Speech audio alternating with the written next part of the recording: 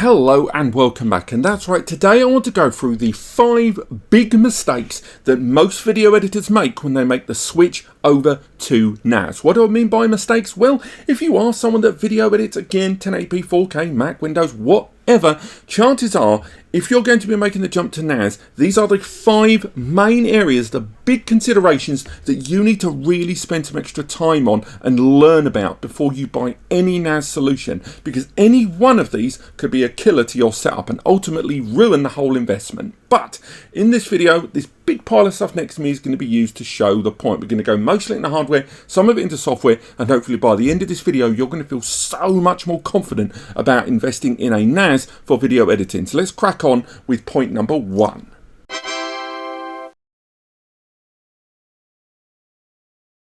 Now, RAID and scaling is so important, it's unreal, because if you make this mistake at the beginning, then you're going to have to live with it for the entire time you're using it, because in some cases you cannot change this down the line. The decisions you make on day one are irreversible in some cases, or you have to format everything and start over. So RAID and scaling can really come down to 3 things: expandability, long-term performance, and the cost per terabyte. So let's tackle that first one, expandability. A lot of users, when they buy a NAS, are only thinking of now. They're not thinking of 3 to 5 to 10 years down the line as their collection gets bigger and bigger and bigger and bigger. And of course, there are calculations that you can get out there that go add 50% every year, add 20%. And again, that's going to be case by case scenario. But what you need to look for is one of 2 things. One, a NAS that has an expansion port. That is a port that allows you to bolt on more storage later. But you don't even need to think like that if you don't want to. Take in this case here, these 3 NASs. We have a 2-bay that allows you to put 2 drives inside. We have a 4-bay that allows you to put 4 drives inside. And finally, we have this big old 6-bay over here. Now, a thing that a lot of people don't realise about NAS, you don't have to fully populate it on day one. You can actually go ahead if you choose, and from the case of this 4-bay, only put 2 drives in at the beginning. And what that will mean is that if you go for 2 larger drives at the beginning, it means that 2, 3, 4 years down the line, you can just add another drive and the RAID will absorb it and you've got the extra storage. Add another drive, and that scalability gets even bigger when you go for a larger device. So when you're weighing up different NAS devices to buy, just remember that although the bigger NASs may seem more expensive, you can offset that cost by only going for fewer drives inside. Leverage that money that you're going to spend. So rather than trying to fully populate a 4-bay or a 2-bay, instead of putting all the money into the hardware there, scale it accordingly so you can expand your storage over time. Now, the other thing worth bearing in mind when it comes to the larger NAS devices that allowed for those larger RAID configurations and more bays is when you're editing on a NAS, the performance you get will change depending on the number of drives you've got inside. What do I mean by that? Well, if your system has 2 drives inside, all the time you're accessing the data on these drives, you are reading and writing from these simultaneously. Different RAID configurations as you add more drives will change that ever so slightly, but ultimately, the more drives you put inside, the more you can read and write simultaneously at any given time, to a greater or lesser degree of performance benefit depending on the RAID. So, the larger systems can give you more performance for you to edit on. And once you're looking at 8K, 4K, or even dense 1080p, higher performance is king. And once you start integrating larger RAID systems with more drives, that means you go into the cluster RAIDs like RAID 5 and RAID 6, which again improve the read and write with more drives. But the other benefit that never really gets spoken about enough, at least arguably outside of this channel, is the price and value benefits a video editor can get when you weigh up the right RAID configuration. For those that aren't aware, RAID, that I should have explained at the beginning, redundant array of independent disks, is when you have multiple drives all combined together, and they provide not only those performance benefits but also the potential to suffer a safety net, to withstand a drive failure, to give you that safety net. That's what RAID is. Now, Normally, when it comes to RAID, you have to have at least one drive of failure protection, or two in some cases. And thanks to the way RAID is developed, it actually gives you a kind of unspoken way to save a bit of money and get a lower price per terabyte on what you're going to spend. What do I mean by that? Well, here we have two 16 TB drives. Each one of these is about maybe even close to 400 nicker, depending on the brand. Your two 16 TB drives there, and you're like, cool, two 16 drives there, I've got 32 terabytes to play with. Wrong. Because if you want that safety net, you're going to lose one drive of capacity. So you're going to have two drives with the drive mirrored on them, and you're only going to have 16 TB maximum. And you've had to spend, let's say each drive was 350 quid, you've had to spend 700 quid on storage to get 16 TB. Now, what if you buy much cheaper 8 TBs? 8 TBs aren't just half the capacity there, they're actually lower than the price in terms of half. So an 8 TB drive isn't just half the price of that, because they've been around longer. 8 TB drives have been around now for the better part of 8 to 9 years. They're lower in price than the 16, but even lower price per terabyte. Now, if you've got three 8 TB drives in your RAID configuration, right, and you've got one drive of failure protection there, so you've got one drive of failure protection, you've still got 8 and 8, which adds up to, boys and girls, 16 TB. And buying three of these drives genuinely works out cheaper than buying two 16 TB drives. It does differ depending on the drive brand and the models you go for, but 8 TB drives will end up with three of them costing less for 16 TB than buying two of these drives. And remember, now we've got the performance benefit of more drives. Now, again, not true for all capacities, but it is true of a lot of them, particularly when you get to the larger capacities, which need more enterprise-grade components to store that extra data. That's why 8 TB drives is less than half the price of these, even though you've got 8 TB to play with. So do factor in your RAID and scalability in terms of how much data you're going to grow over time, your overall performance threshold you're going to need, and to lower the cost of price per terabyte. Because that mathematics, by the way, works out even better when you get to the larger points. But now let's go on to the second mistake a lot of video editors make when moving over to NAS.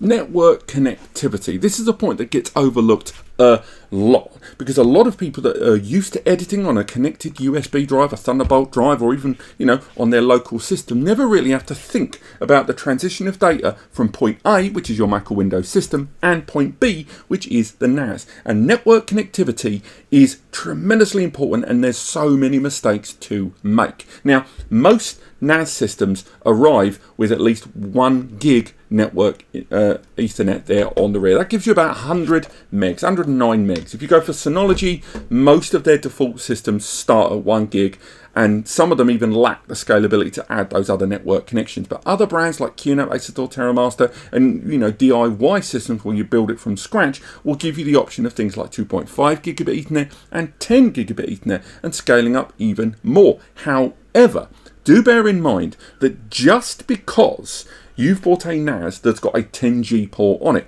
and your Mac system has got a 10G port on it, that doesn't guarantee that 1000 megabytes per second transmission. What it does is open the pipe for 1000 megs. You still need the storage media and a NAS fast enough to fill that. Think of the pipe and the water going through it. The other thing to bear in mind is when you are connecting with a NAS, either via a network switch or directly by connecting a cable to your Mac or Windows system into the NAS, which by the way you can totally do, you will be limited by the lowest connection there. What do I mean? Take this NAS, the DS224 Plus. You can take that NAS there, pop it on the table, stick some hard drives in it, and then your Mac or Windows system, it might be 2.5 gig. You might have upgraded it with one of these 20 quid adapters to give you 250 meg. You might have spent 40 quid and got a USB to 5 gig adapter. That's 500 meg. If you're running a Thunderbolt system, maybe you wanted to use Thunderbolt with a 10 gig connection. 1000 megs. That's great, right?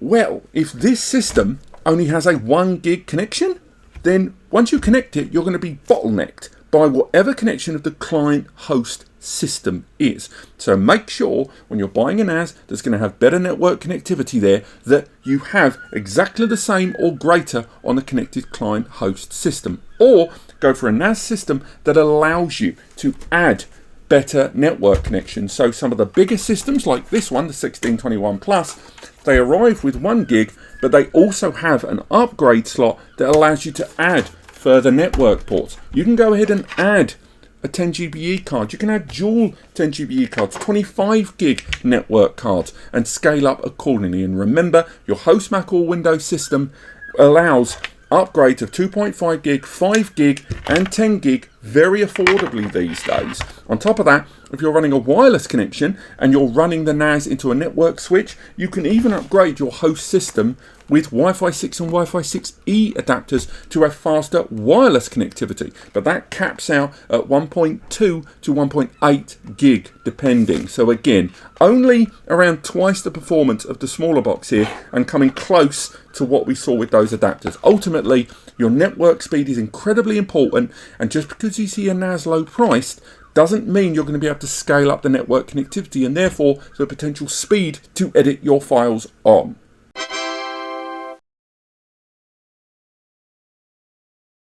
This is another mistake so many video editors make in their first NAS purchase. They've listened to everything that I've said and others have said there that have gone, right, I need at least an 8 base, or I've got loads of bays to play with. It's got a PCIe slot so I can upgrade and put 10G on it. It's a great little system. What? Oh my God, it's so cheap right now. I'm going to go for it because that's an absolute bargain. Hold it right there. One of the reasons it might be low price, cheap budget, your own word of choice, one of the reasons for that might be that the CPU inside is lackluster at best. What do I mean by that? Well, the majority of NAS systems are designed to be on 24/7 every day, for weeks, for months, for years. And the result is the hardware components inside have to be efficient. They're powerful in some cases, but efficiency is key for a system that's going to be on for extensive periods. And what you find is the more affordable NAS systems arrive with very low-end processors, more often than not known as ARM architecture. These are CPUs that both deliver and take commands from the rest of the hardware environment in a compressed form, and it allows them to execute commands using a much smaller amount of power to get the job done, thanks to that compression. However, if you try to edit video on a NAS that's running an ARM-based processor, you will see huge performance drops because those CPUs are not designed for more complex tasks. You can't compress the commands enough, or in some cases at all, and therefore, although you could have a 6, an 8, a 12 base system with 10 GBE, even 2 10 GBEs, once you're editing dense files, particularly some of the higher end media that you deal with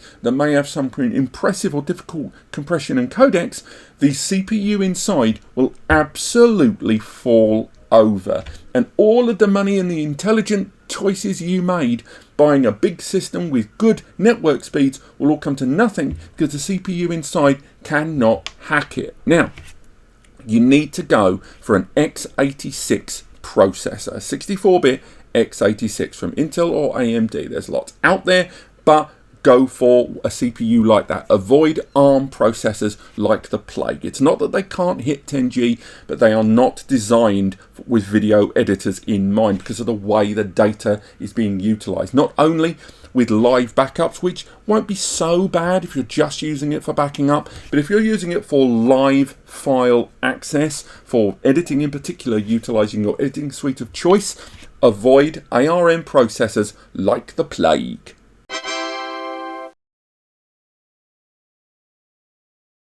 Another growing area for video editors in the world of editing on a NAS that has grown in popularity but unfortunately at the same time grown in misunderstanding is Thunderbolt equipped NAS. Now when I say Thunderbolt equipped NAS, you can forget about these guys. We're talking about QNAP. QNAP pretty much dominate the entire marketplace with their solutions that have got Thunderbolt on board, effectively allowing you to directly connect your Mac or Windows system via one cable directly into the NAS and edit point to point effective plug and play, although not quite. Now, as good and convenient as that sounds, it's not for everybody. Why is that? Number one, Thunderbolt 3 and Thunderbolt 4 give you 40 gigabit bandwidth, a potential 4,000 megabytes per second. However, the NAS system you're connecting with directly still needs to fill that pipe, and Thunderbolt over IP or IP over Thunderbolt, which is the protocol used for Thunderbolt NASs, you'll be lucky if you get 1,500 to 2,000 megs at most, effectively half what you were hoping for in that connection. Now, the only even way to hit those numbers is to fully populate your NAS system with SATA SSDs to start utilizing M.2 NVMEs inside your system, and even then you have to have enough slots inside. There's ways and means, and of course there are NASs in the market that only utilize NVMEs like this, the flash store from Acer Store, but even then Thunderbolt NAS systems still can't really get better than 1,500 to 2,000 megs at most because of that IP over Thunderbolt or Thunderbolt over IP. And if you're thinking, I want Thunderbolt convenience to edit on my NAS system, I would say that there is an argument that a lot of you users won't need Thunderbolt over NAS editing. If you're dealing with 4K and 8K and you can afford to scale up the media, then it's for you. But for the rest of you, I strongly recommend Thunderbolt to 10 gig adapters like this one. You can go ahead and attach a Thunderbolt cable to your Mac or Windows system and directly interface cable to cable into your Synology or QNAP or Acer Store or TerraMaster NAS, and therefore edit at 1000 megs incredibly easily, in the way that Thunderbolt NAS ultimately is just a big powerful NAS that happens to have this bit inside it. That's it. That's all the difference is, really. Afterwards, it's about having a system that can be populated with faster media and have more aggressive processors. That's why Thunderbolt NASs are so expensive, and therefore it's possible to save a whole load of money by just going for a QNAP, Synology NAS, even TerraMaster and Acer Store that have got 10 gig already on them but don't need these aggressive CPUs because they're not handling the Thunderbolt inside. And just go for an adapter, a couple of hundred nicker, and boom, you can edit over Thunderbolt just as easily.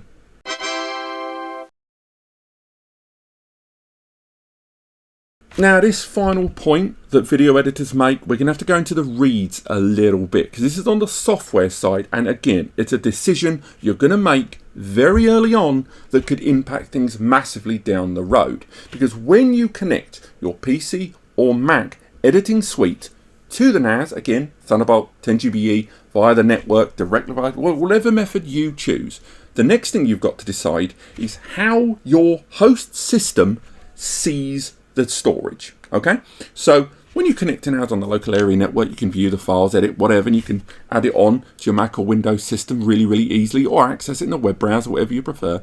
But some video editing suites are very particular in the way that they will communicate with a cloud storage system for reasons of stability, maybe because they don't include support of kind of what they consider to be not high performance protocol. And although one of the easiest ways to connect a NAS to your editing system is known as mapped network drives, which can be done in about 3 clicks, which then alongside your OS drive that you're seeing, your operating system drive in your PC or Mac, it adds a new drive that's got a network identity like 192.168.1.1 or something.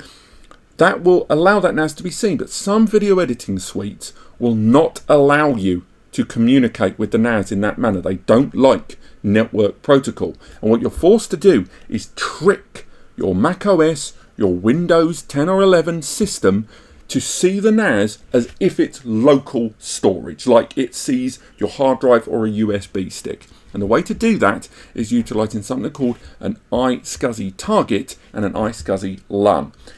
Now, an iSCSI target is a background connected method for your system to see it, and ultimately makes the system think the NAS is locally connected, as mentioned. You go into the NAS and you create a block of storage called a LUN, or an iSCSI LUN, or a SAN LUN.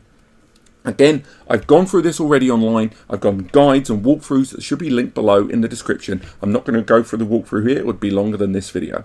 But you go into the NAS system, create that block of storage. That block of storage you can't interact with in any other way apart from as an iSCSI target, that LUN there that we've created, that big block. Now, on your Mac or Windows systems, you can connect to that in a completely different way that you would connect to the usual storage. And your operating system and indeed your video editing suite, your Final Cut, your Lightroom, your Photoshop will believe that that storage is local. It will give you full unadulterated access and allow you to edit on that NAS storage in a way that a mapped drive won't allow you to do so. Now, in the recent years, NAS brands, again, Synology and QNAP more than anyone else, talk a lot more about a synchronized mapped drive or a team drive. Now, they do have their place. That is when you have an area of storage on the NAS that is visible on your local Mac or Windows system as a kind of native drive. It's appearing in your file, your Mac Finder or Windows File Explorer, and it looks like normal storage. You can pin files and stream files. It's all there. But synced files all happen in the background, and a lot of video editing suites don't like it. They'll be able to see the drive, but they won't allow editing on it effectively, because as soon as you access a file that's on there, unless that file has been downloaded to your local system already, it will see the contents of the NAS, but it won't be able to interact with it. And every time it touches the smallest file, it will force the Mac or Windows system to start having to download it in the background. It's okay when it does it passively, but in that active way will lead to an incredibly inconsistent, clunky, and prone to crash video editing environment there. Utilize streamed and synced drives, again with QNAP QSync or Synology Drive, as a means to create team shared folders. Do not use them for video editing on the fly, because most video editing suites will not seamlessly download the files in the background smoothly enough that you won't notice it in your video editing. Now, those are the 5 big mistakes and hot points that all video editors should factor in before they make the jump onto a video editing NAS. But there's no avoiding it. There's more to this subject than these 5, and I've covered this in extensive detail in other videos and in the article linked below. Now, if you do have certain questions, or maybe things I've not covered enough in this video for you, I strongly recommend checking out those links. And if there's still no video on it, you can contact us at NAS Compares in the free advice section, the big blue button on the right hand side. We've worked with a lot of video editors. A lot of people have used our free advice section, and you'll find out more there. Alternatively, use our free community forum, Ask NAS Compares, where you can search the thousands upon thousands of questions that we've been asked and have been answered on there, and loads of them pertain to this subject. Finally, there's our Discord if you need that slightly more human social element in your discourse. Or finally, you can contact us directly on that free advice section or via our Ko-Fi and soon Patreon to answer your queries in a far more quicker and hire me fashion. You can find all of that out in the links in the description. Finally, if you want to learn more about this, subscribe. And if you want to help us make more videos and guides like this, and this video has helped you, and you were going to shop at any one of the stores linked below anyway, if those 3 things are true, please use the links in the description to take you to those stores. It won't cost you anything extra, no data is harvested, it won't cost you any more, the prices are the same, but using those links results in anything you buy, and I mean anything, providing a small fee back here to me and Eddie here at NAS Compares. It is literally just us working here, and those small fees allow us to keep doing what we do, and you passively support content creators like us. But thank you so much for watching. I hope you've enjoyed this. Any more questions, comments, or the advice section are over on NAS Compares. And other than that, I will see you next time.